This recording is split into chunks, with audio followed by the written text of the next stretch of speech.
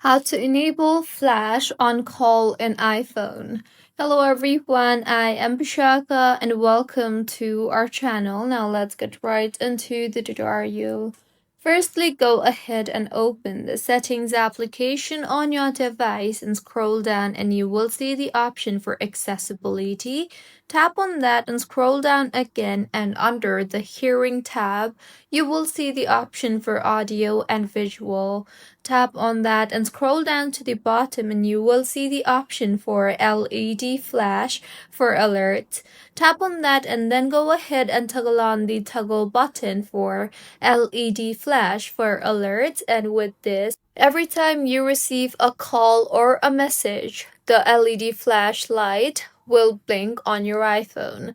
So this is how you can enable flash on call in iPhone. If you find this tutorial helpful, please like the video and do comment if you have any queries.